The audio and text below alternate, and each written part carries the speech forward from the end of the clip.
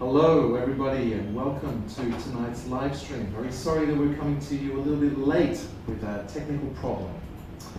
My name is Richard Cherry and I'm Senior Teacher for Adult Courses at the British Council Teaching Centre in Hanoi. And here is my colleague Văn Phạm, Customer Management Executive. Xin chào tất cả các bạn.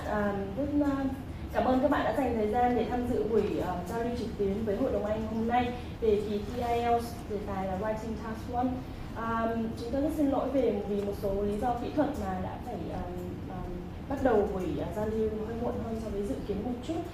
Tôi xin trân trọng giới thiệu đồng hành với chúng ta buổi giao lưu ngày hôm nay là thầy Richard Cherry.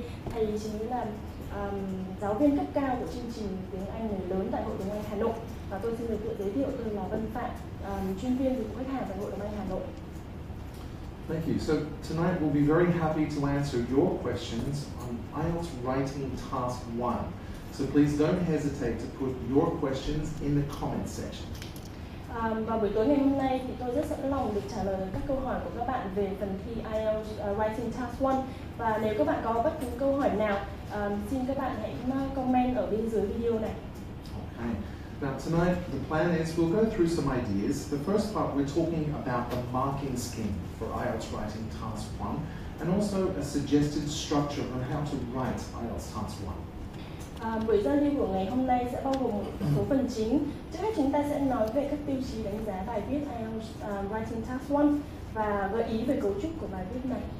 And then we'll go through some task types that you may need to answer and we'll actually practice some tasks. I'll give you some tasks to try at home and some lucky people will have a chance to win a prize of some IELTS dictionaries and some USBs with practice tests on board. Sau đó chúng ta sẽ tìm hiểu về một số các cấu trúc, một số các dạng bài IELTS Writing Task 1. Sau đó tôi sẽ cho các bạn một vài bài tập để làm và chúng ta sẽ chọn ra các bạn may mắn có câu trả lời hay nhất để được trúng phần quà của IELTS của Hội đồng Anh. And at the end, we'll be happy to answer your questions from comments. So, this video is part of the British Council's 25th year in Vietnam, and we're presenting a series of videos on the IELTS exam. This is the second video in a series. Don't forget to check out the first video on IELTS speaking exam from last month. Nhân dịp kỷ niệm 25 năm Hội đồng Anh tại Việt Nam, chúng tôi đang xây dựng một chuỗi các cái hoạt động về kỳ thi IELTS để chia sẻ những kinh nghiệm mà chúng tôi đã tích lũy được với tư cách là một đối tác của IELTS trên toàn thế giới. Livestream ngày hôm nay là buổi livestream số 2 trong chuỗi các hoạt động này và sau buổi giao lưu livestream đầu tiên về chủ đề speaking đã diễn ra tại thành phố Hồ Chí Minh vào ngày 10 tháng 2. So let's talk a little about the writing test generally. Now you may know that the writing test has two parts which should be completed in 60 minutes. Như các bạn đã biết, phần thi writing, phần thi viết của bài thi IELTS bao gồm có hai phần. Phần 1, phần 2 và tổng số thời gian là diễn ra trong 60 phút. Task 1 should be 150 words in length and task 2 should be 250 words in length. And it's suggested that you should take 20 minutes to write task 1 and 40 minutes for task 2.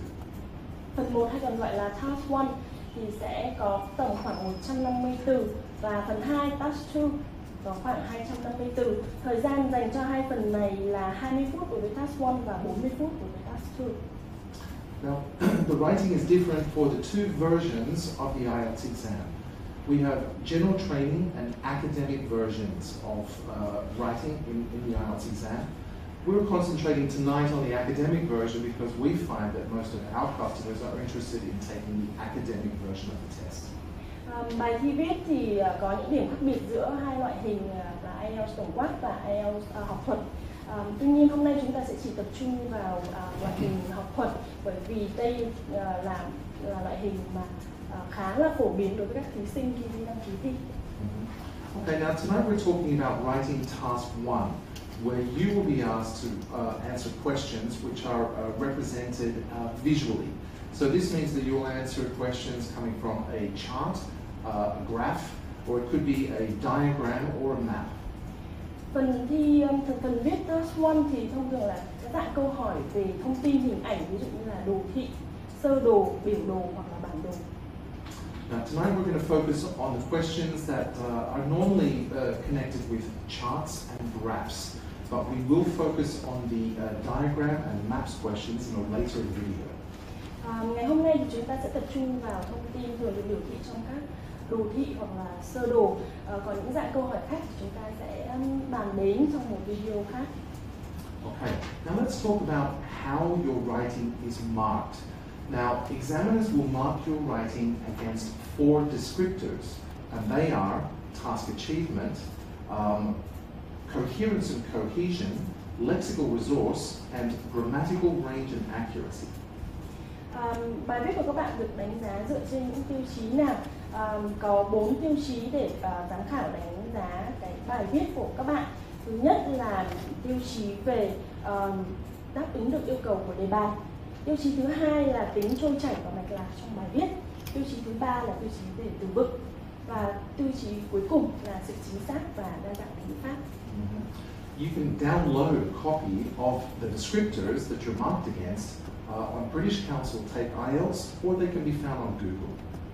Các bạn có thể dễ dàng tải các tiêu chí này ở trên trang web của Hội đồng Anh ở British Council Take IELTS, hoặc là đơn giản có thể vào Google và dễ dàng tìm thấy nó. Okay.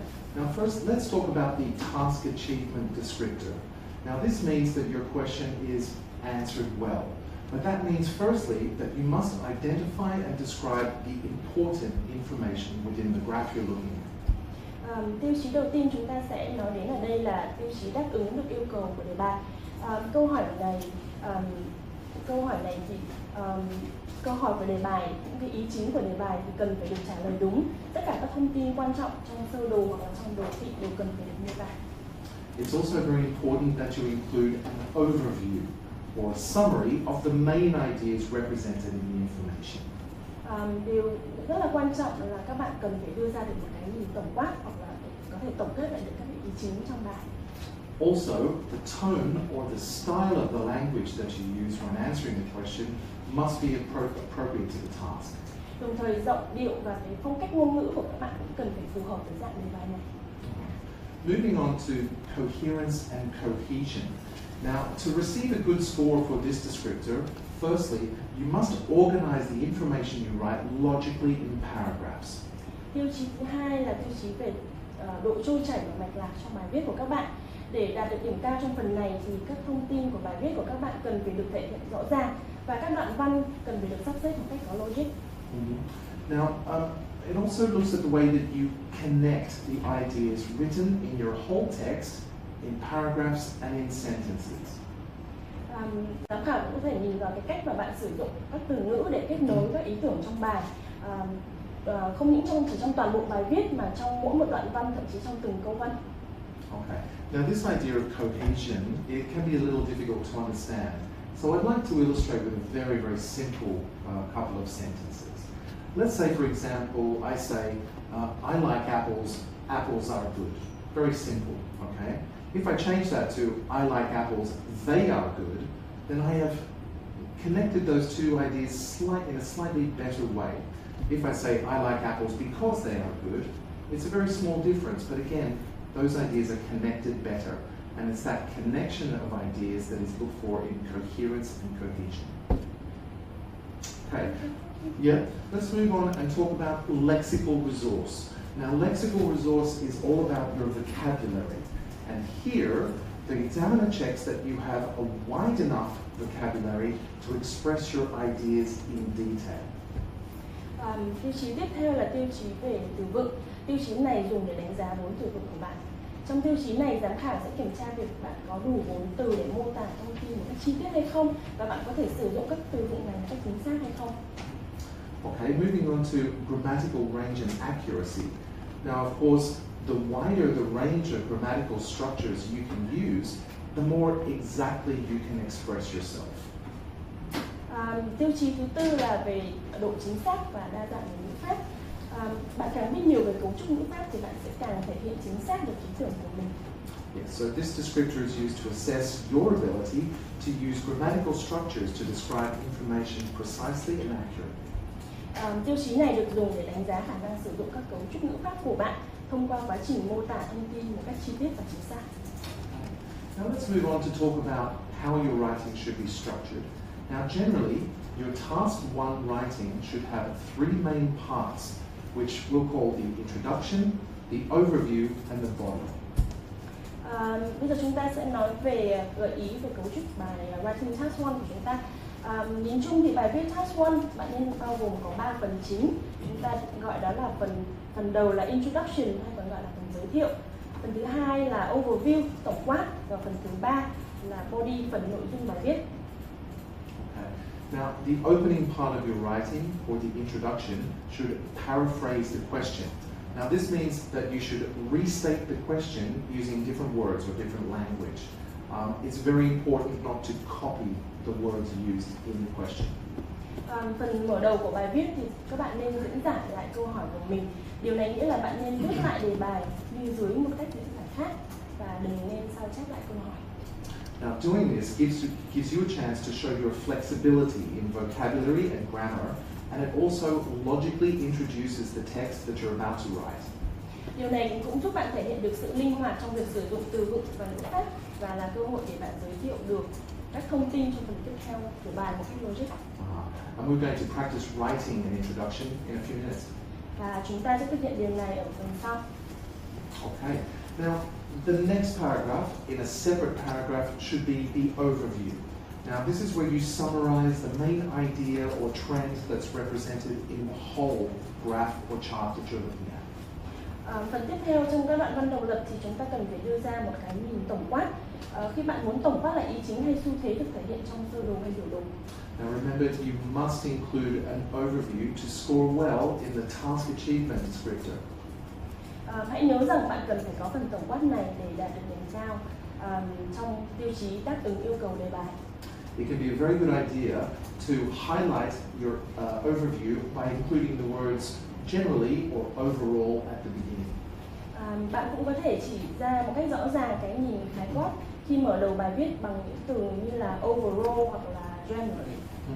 And we'll also look at overviews a little more closely in a few minutes. Và chúng ta cũng sẽ thử viết cái phần tổng quát này trong một vài phút nữa. Okay. Now the third part of your text should be the body. And this is where you describe the smaller details of the information represented in the graph or the chart.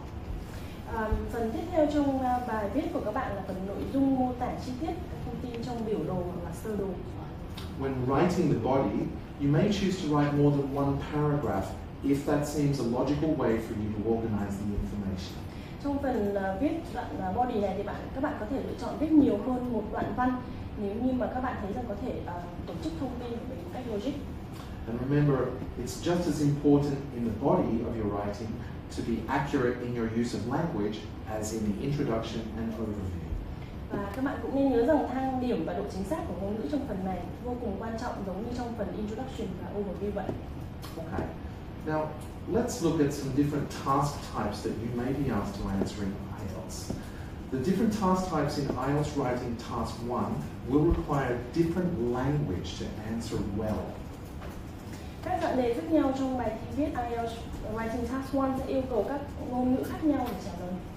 Okay, now some IELTS Writing 1 questions will ask you to identify trends or describe trends, which are normally presented as changes over time in numbers or statistics. Một số câu hỏi sẽ yêu cầu bạn nhận định về xu thế, thường được thể hiện dưới dạng thay đổi trong số liệu hoặc là các cái số liệu thống kê.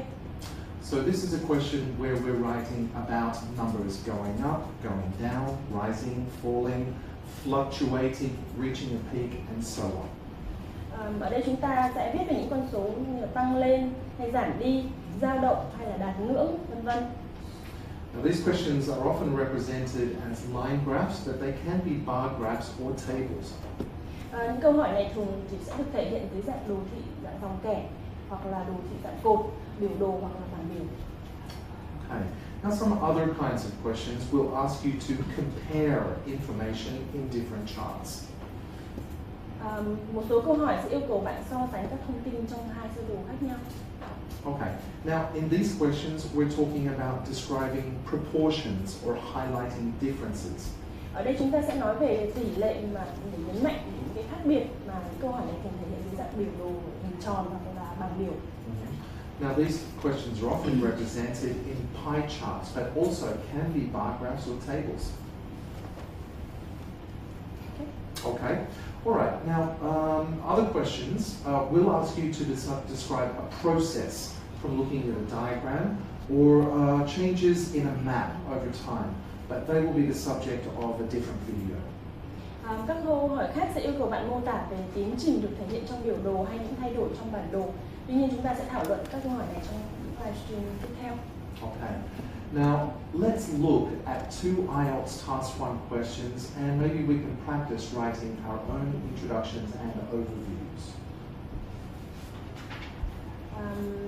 Và bây giờ chúng ta hãy nhìn vào câu hỏi trong phần thi viết Task 1 của bài IELTS và thực hành ở phần Introduction và Overview. Okay.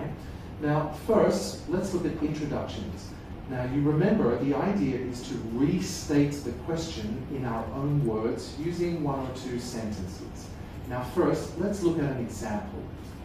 Đầu tiên, phần Introduction, các bạn hãy nhớ rằng ý chính là các bạn cần phải diễn giải bằng chính ngôn ngữ của chính bản thân mình từ 1 đến 2 câu. Và bây giờ chúng ta hãy nhìn vào ví dụ sau nhé. Okay. Now, maybe we can give people just a moment to study the question. Okay. And moving on, here is a suggested introduction to match that question.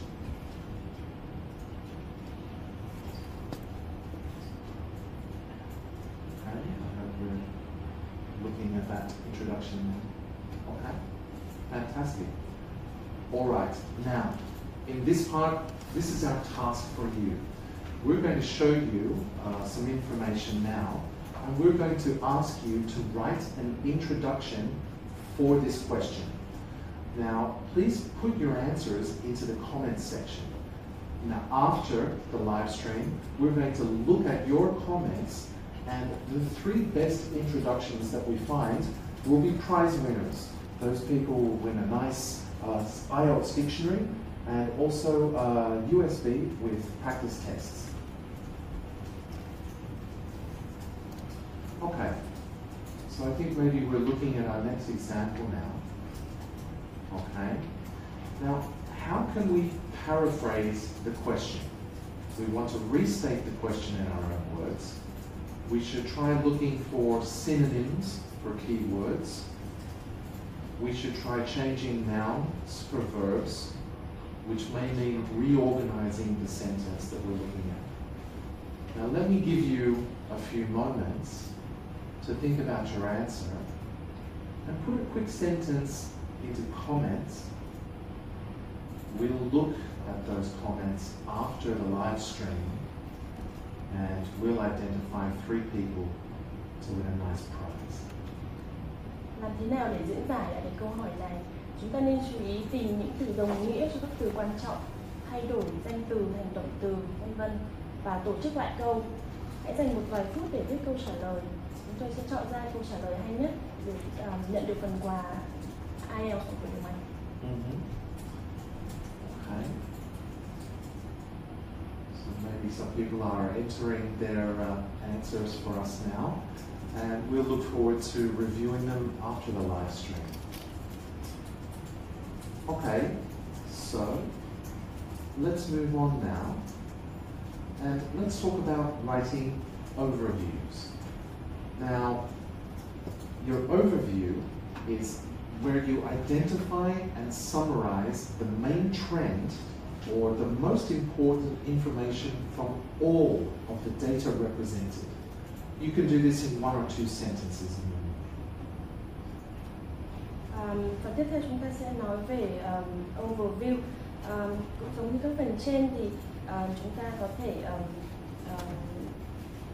thử viết phần overview. Mục đích của overview là để nhận định và tóm tắt lại xu thế chính hoặc là thông tin quan trọng từ dữ liệu được đưa ra trong khoảng từ 1 đến 2 câu.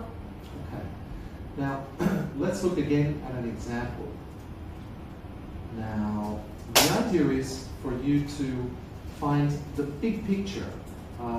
What is the main idea that is represented in the graphic information in the chart that you're looking at? Give you a moment to think about that, and then will show you a possible answer.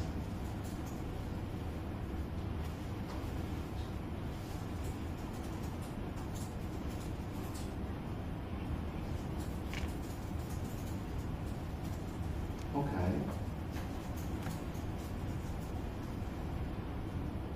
Alright, well maybe you've had a short time to have a look at the question. What's your idea for how you would write an overview? What is the main single idea that's represented in that graphic? We can show you a suggested answer to this.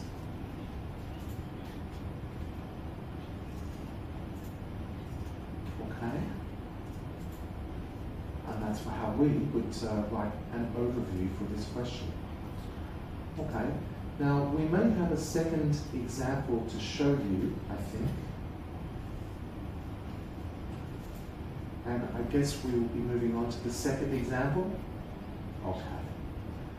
So let's take a look again at our other question, and we'll ask you to think about how you would write an overview for the big picture in this graphic.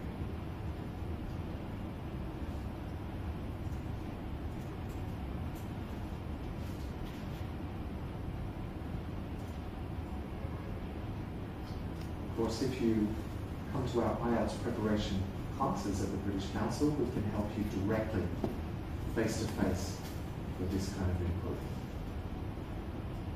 Okay, you've had a chance to look at the second example. Now let's show you a suggested overview for that.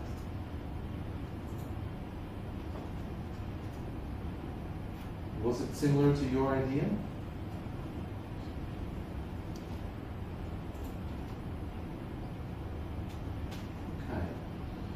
Relatively brief amount of information is normally enough in an overview, identifying the big picture in the information you're looking at. Okay, so if we're ready to move on, then I think we're almost ready to begin to accept some questions and answers. So, I look forward to some questions and answers. Yes, I'm looking forward to it. So I look forward to some questions. Viewers can look forward to the answers.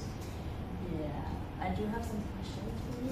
You have a question? Would you like to hear it? Yeah, what's your question? Oh, I think I've got one question right here. Okay. This question is from Mr. Lê Quốc Tuấn. Are you ready? I'm ready. Okay.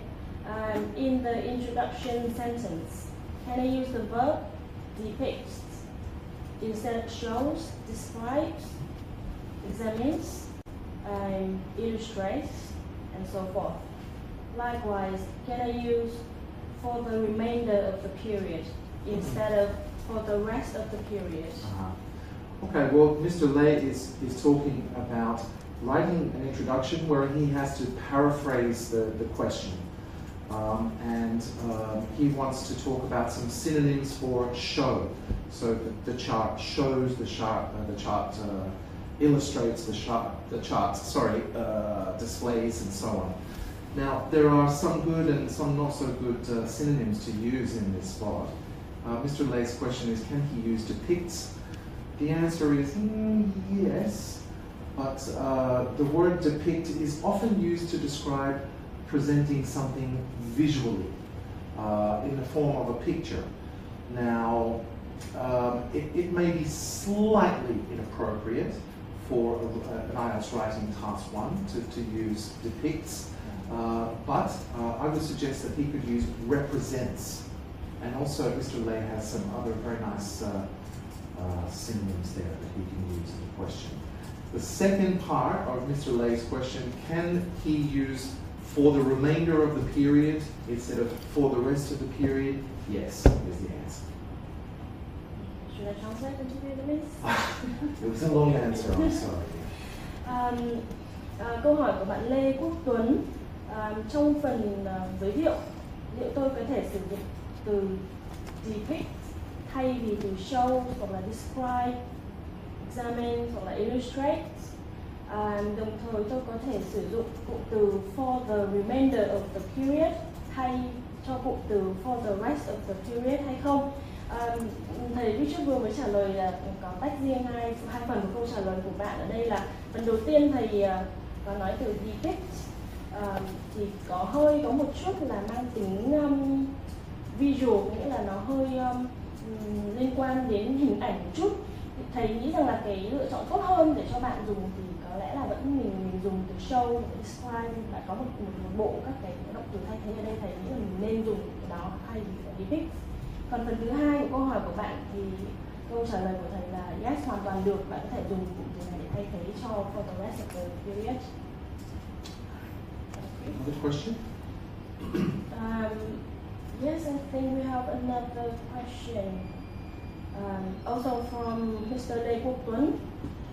To show approximate number, we might use about, around, more or less, etc.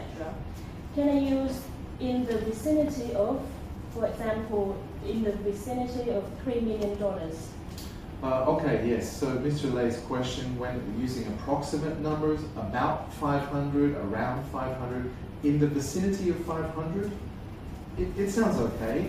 It's slightly non-standard. Can I suggest that Mr. Lay might use approximately? One good way to find out more about what kind of quantifiers are used with numbers in this way is to read more. What do they say in the Financial Times? Reading will be a good source of authentic English for you to use in your IELTS exam. Câu trả lời, xin lỗi tôi xin được phép được dịch câu hỏi của bạn. Để nói lên, để mô tả con số mà không chính xác, con số tương đối thì chúng ta có thể sử dụng about, around, more or less, vậy chúng ta có thể sử dụng cụm từ in the vicinity of hay không. Thì câu trả lời của thầy là chúng ta nên thay cái cụm từ in the vicinity of này bằng cái approximately, tức là khoảng, thì nó sẽ phù hợp với cả cái bài Writing Task 1 này hơn.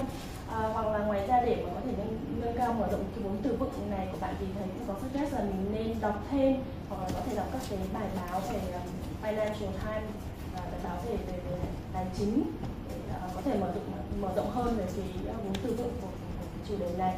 Cảm ơn bạn Quốc Tuấn. Okay. You ready for another question? Yes. Okay, this question comes from Mr. Võ Minh Tư. How many percent of task 1 in writing score? Okay, so Mr. Tuan's question is, okay, writing task 1 and task 2 have a different weight. So task 2 will give you more points towards your final IELTS band score. How much is task 1? Okay, now, again, it's a difficult question to answer because for every test that is made by the IELTS people, before they are released to the public, they test them with a small group of people and they find out how difficult the task 1 question is and how difficult the task 2 question is, and then they decide the ratio for that task after receiving the feedback. The short answer is that yes, task 2 is worth more points, but you mustn't ignore task 1 because it's still worth a great part of your final band score. Cảm ơn câu hỏi của bạn Minh Cương. Để trả lời câu hỏi là task 1 sẽ chiếm bao nhiêu phần trăm trong tổng điểm bài viết của IELTS thì thầy Richard có trả lời là cái tỷ lệ chính xác thì thầy khó có thể đưa ra ở đây được. Tuy nhiên bài task 1 sẽ chiếm ít điểm hơn so với bài task 2 và tuy nhiên là mình cũng không nên ignore cái bài task 1 này chỉ vì nghĩ rằng là bài task 1 được ít điểm hơn. Thank you, Richard. Cảm ơn bạn Võ Minh Thư.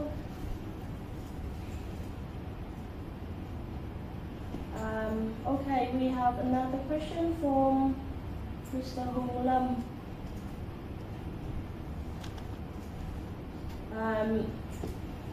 Can I ask you how to write the introduction for the writing task 1?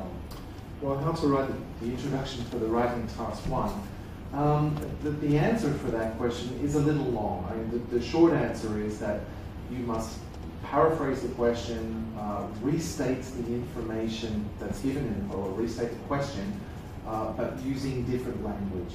Now, the best advice I can give you, in fact, is for you to try this again and again with the input of an expert teacher, and you probably should contact your local British Council Teaching Centre to find out how we can help you and give you the input as you try this on a number of occasions. Cảm ơn câu hỏi của bạn Hồng Lâm. Làm thế nào để viết được phần mở đầu cho bài Writing Task 1? Câu trả lời này có lẽ là hơi dài, tuy nhiên là thầy cũng tóm tắt lại một số điểm chính ở đây là để viết được cái phần introduction này thì một cái yếu tố rất quan trọng là paraphrase, tức là bạn nên diễn tả lại, mô tả lại ý chính của đề bài bằng giọng văn của mình, bằng ngôn ngữ của chính mình. Còn để có thêm được viết được trôi chảy nhiều hơn thì bạn nên practice, mình tập viết nhiều hơn ở nhà, hoặc là bạn có thể đến trung tâm giảng dạy của Hội đồng Anh Hà Nội để có thể nhận được sự trợ giúp từ các chuyên viên của Hội đồng Anh. Cảm ơn bạn Hồng Lâm.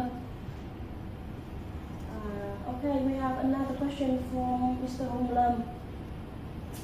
How can I expand my ideas in writing task 1? Okay, well, I think the idea of expanding ideas may be a little more connected to writing task 2, because in writing task 2 you need to express an opinion, which opinion you should support with evidence or ideas, and that's how you expand. But that's not really true of writing task 1, because in writing task 1 you are just describing the information that you have. Thank you, Richard. Câu hỏi của bạn Hồng Lâm, làm thế nào để mở rộng được các ý trong phần viết task 1? Thì thầy Richard vừa có trả lời rằng là trong phần task 1 thì cái yêu cầu mà để mở rộng được các ý là hoàn toàn không cần thiết, bởi vì đây là phần được yêu cầu trong task 2. Phần task 1 thì yêu cầu của các thí sinh là cần phải mô tả chính xác các cái thông tin đã được đưa ra trong đề bài. Cảm ơn bạn Hồng Lâm. Okay. Another question from Ms. Nguyễn. I'm trying to achieve 6-point IELTS and I'm currently at 5.5. What is the most important thing that distinguishes between 5.5 and 6 that I need to pay attention to? Thank you. Well, one idea, if we're speaking specifically about writing task 1, one idea is that you really must include an overview, which is to provide a paragraph which summarizes the big idea of the information that you're looking at. Now, for other things like lexical resource and grammatical range and accuracy, it's difficult to give you one trick to say you should do this, because it's a scale. And so you need to just show a little more range in vocabulary, a little more range and accuracy in grammar, and also the cohesion and coherence, the ideas that we spoke about. It's just the idea of taking it up a level. Again, the best thing that you can do is receive input from a teacher on your writing. Practice these writing tasks again and again and get expert input on how you can improve them. So you mean that the whole thing includes the next level of English, from grammar to vocabulary, everything? Yeah, well, the descriptors are on a scale from 1 to 9, and so moving from 5 to 6, let's say, just means that there has to be a little improvement in how you use a range of grammar structures to express yourself, a range of vocabulary to express yourself. It's just a little step up. And to practice this, of course, more reading for you and to see authentic English, and more writing. And if you can receive feedback on your writing, that's perfect. Thank you. Câu hỏi của bạn Huỳnh Nguyễn. Bạn đang cố gắng đạt được IELTS 6 chấm nhưng hiện tại bạn đang ở mức là 5.5. Câu hỏi của bạn là điều gì quan trọng nhất để tạo nên sự khác biệt giữa 5.5 và 6 chấm, và bạn cần phải chú ý những gì? Thì câu trả lời của thầy Richard ở đây là mình cũng vừa hỏi lại thầy đấy, là cái yêu cầu để mà mình đạt được từ 5.5 mà lên 6 chấm là hẳn một level, có nghĩa rằng là yêu cầu đòi hỏi một cái mức cao hơn về tất cả các cái yêu cầu về mức sử dụng ngôn ngữ của bạn, từ ngữ pháp đến từ vựng, và yêu cầu bạn phải practice rất là nhiều. Và để thực hiện được điều này thì có thể thầy nói là mình có thể đọc nhiều hơn, tập luyện viết nhiều hơn, hoặc có thể là đến trung tâm giảng dạy Hội đồng Anh để có được cái sự trợ giúp từ các cái chuyên gia của Hội đồng Anh. Cảm ơn bạn Huyền Nguyễn. Okay. Another question from Mr. Hub. How can I practice to get high score in writing task 1 every day? Okay, well, again, one of the best thing you can do is get feedback from an expert teacher. But if you are in a position where you want to practice alone, it's a nice idea. And so you can find a lot of samples of IELTS writing task 1 and task 2 questions online. But you need to find samples that have a model answer. Now, what you can do is write your answer to a writing task 1 and then compare it to the model answer. Now, unfortunately, on the internet, you can never be entirely sure of the quality that you're going to get, but it's a nice step. One more thing that you can do, if I can continue, is once you've done that and you've checked your answer, is to put it away for 2 days and then answer the same question again. And each time you answer it again, it will more closely follow the model and hopefully more closely have authentic English used. So you mean that do exactly writing task 1 again after 2 days, the same task? It's great to do the same task and others as well. But as much practice as you can get, with no teacher, you will rely on model answers from the internet. Okay, thank you. Câu hỏi của bạn Hợp. Tôi nên thực hành như thế nào để có thể đạt được điểm cao trong phần thi task 1 mỗi ngày? Thầy Richard có trả lời ở đây là thực ra nếu như mà mình có được một giáo viên để check bài cho mình thì đấy là điều lý tưởng. Tuy nhiên nếu như trong trường hợp bạn không thể đến được lớp, không có giáo viên hoặc là không có gia sư riêng để kiểm tra lại bài cho mình, thì mình có thể sử dụng nguồn là internet. Tuy nhiên là điều này cũng không đảm bảo được rằng là cái câu trả lời mẫu ở trên internet là có chính xác đầy đủ chính xác được 100% hay không. Thầy có một mẹo nhỏ là nếu như trong trường hợp bạn practice, bạn có thể viết cái bài đó và check từ cái câu trả lời mẫu ở trên internet, và sau đó 2 ngày sau mình quay lại và mình lại làm lại đúng cái bài đó, và để mình practice lại và mình viết đi viết lại thì cái câu văn của mình sẽ được trau chuốt hơn, và thầy tin là điều đấy nó sẽ giúp bạn viết ngày càng tốt hơn. Cảm ơn bạn Hợp. We have another question from Mr. Bùi Ngọc Dũng. Can you advise some good textbooks and homework books for best self-preparation for the exam?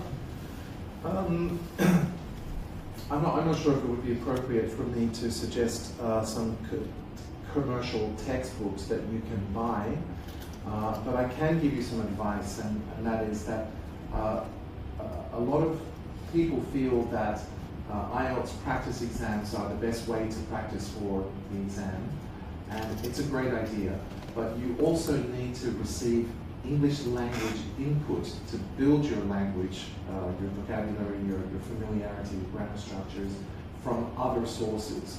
So you should be engaging with English language media through watching movies and reading books that you enjoy, for example, recording vocabulary effectively.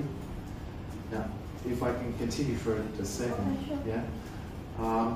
If you just watch a movie, that's great, but it's useful if you can use tasks to attack that movie and get language from it. It's difficult, but we can help you with learner training ideas. So if you'd like to contact us about how to be a more effective learner in your time, we can help you. Cảm ơn bạn Ngọc Dũng với câu hỏi. Thầy có thể gợi ý một số cuốn sách giáo khoa và sách bài tập để tự luyện thi được không? Thầy có trả lời ở đây là để gợi ý cho bạn được tên cụ thể của sách giáo khoa, thì thầy rất tiếc là thầy không thể nói ở đây được. Tuy nhiên có một số cái tips, một số số các cái mẹo là bạn có thể tìm đọc các cái cuốn sách, cuốn truyện này, hoặc có thể là mình xem các cái bộ phim. Tuy nhiên để cái việc mà học tiếng Anh qua các bộ phim thì rất là hiệu quả khi mà bạn có được một cái bộ giống như là một cái bộ câu hỏi, một bộ task mà mình cần phải trả lời các câu hỏi đó sau khi mình xem bộ phim. Để mà đương nhiên là điều này thì khó khi mà bạn xem phim ở nhà, để mà có được cái sự giúp đỡ từ chuyên gia thì sẽ tốt hơn. Nếu mà bạn có thêm câu hỏi hoặc là bạn cần thêm sự trợ giúp đặc biệt hơn thì bạn có thể qua Hội đồng Anh, trung tâm giảng dạy Hội đồng Anh. Sorry, my next answer will be shorter. Yes, please. Cảm ơn bạn Ngọc Dũng. Ta có câu hỏi tiếp theo của bạn Ngọc Huỳnh Minh. In the introduction, can I say the question and explain my opinion, agree or disagree about the topic? Thanks for the question. I think again we're confusing writing task 1 and task 2 here. Task 2, 250 words, is where you need to give your opinion. But writing task 1, it's not about your opinion. It's just about describing the data from the chart of the graph. Cảm ơn câu hỏi của bạn Ngọc Huỳnh Minh. Câu hỏi của bạn là trong phần introduction, em có thể diễn giải lại câu hỏi và thể hiện ý kiến của bản thân, ví dụ như là agree hoặc là disagree về chủ đề của đề bài hay không. Thì thầy có trả lời ở đây là có vẻ như mình đang nhầm lẫn giữa writing task 1 và writing task 2. Trong phần writing task 2 chỉ có 250 từ thì sẽ bao gồm cái phần mình thể hiện ý kiến bản thân, disagree hoặc là agree, nói lên cái opinion của mình. Tuy nhiên trong phần writing task 1 thì sẽ chỉ là cái phần mình mô tả lại chính xác những cái thông tin mà đề bài đã cho thôi. Thank you, Richard. There's another question from Chi Mai. Should we mention all figures in charts? Should we mention all figures in charts? Yes. The answer, I guess, is I guess it's not necessary to mention every figure if they're not important. Paraphrase the question, identify the most important part, and then use the body to fill up 150 words with what's important. Every figure, I guess, is not important. Cảm ơn bạn Chi Mai với câu hỏi. Em có nên nêu ra tất cả các số liệu trong phần biểu đồ hay không? Câu trả lời ở đây là không. Chúng ta chỉ nêu lên những cái số liệu nào mà là quan trọng và liên quan đến cái phần trả lời của mình thôi. Richard, just only important figures. Yeah, that's difficult thing that you need to identify what's important in the chart. Yeah. Điều quan trọng là các bạn phải xác định được cái con số nào, dữ liệu nào là dữ liệu quan trọng mà mình cần phải đưa vào bài viết của mình. Thank you, Richard. Thank you. The next question from Ms. Hoàng Anh Nguyễn. Should we use idiom in writing task 1? And how many idioms should we use? Should we use idioms in writing task 1? The answer is no, because that doesn't fit with the style of writing for task 1. You are describing data, information, and using idioms, colloquial language is not appropriate to the task. Cảm ơn bạn Hoàng Anh Nguyễn với câu hỏi. Em có nên sử dụng thành ngữ trong phần task 1 không? Nếu được thì em nên dùng bao nhiêu thành ngữ là phù hợp? Câu trả lời ở đây là chúng ta không nên dùng thành ngữ trong phần writing task 1 vì nó không phù hợp với cả loại hình writing task 1 là mô tả các số liệu và dữ liệu. Thành ngữ thường chỉ sử dụng. Isn't it? Idioms are more suitable for writing task 2. They can be, but I think that idioms are something that we should be very careful with generally, because if they're not used precisely in the correct way, they can sound a little out of place. Okay. Do candidates, if the candidates use the idioms in writing task 2 correctly, will they get more points? I think we might argue that idioms are probably not really in the right place in writing task 2 either. Perhaps, if at all, that might be more appropriate to the speaking part of the exam. Okay, thank you very much for your answer. So, về việc sử dụng thành ngữ, các bạn nên lưu ý là chúng ta cũng không nên sử dụng trong writing task 2 nữa. Thầy Richard cũng vừa chia sẻ là việc sử dụng thành ngữ có lẽ chỉ phù hợp hơn khi mà chúng ta sử dụng trong cái bài thi speaking thôi. Cảm ơn bạn Hoàng Anh Nguyễn về câu hỏi rất là thú vị. Okay, it seems like we are running out of time. Well, thanks very much for joining us this evening. I'd like to remind you that we're offering these nice little prizes here. We've got some little keywords for IELTS dictionaries, and we have some USB, British Council USB, with some practice tests on them. And we will be finding the 3 best answers to our earlier question, asking our viewers to write an introduction. So we look forward to receiving your responses to that. Are we choosing the 3 best answers or the 3 earliest answers? I haven't thought about that yet, actually. Maybe the 3 best answers. Rất cảm ơn các bạn đã dành thời gian cho buổi giao lưu trực tuyến ngày hôm nay. Các bạn cũng đừng quên comment câu trả lời của các bạn vào phần dưới của video này, và chúng tôi sẽ chọn ra 3 câu trả lời tốt nhất để nhận được phần quà IELTS của Hội đồng Anh. Xin cảm ơn các bạn. Okay, thank you very much. Good night. Thank you.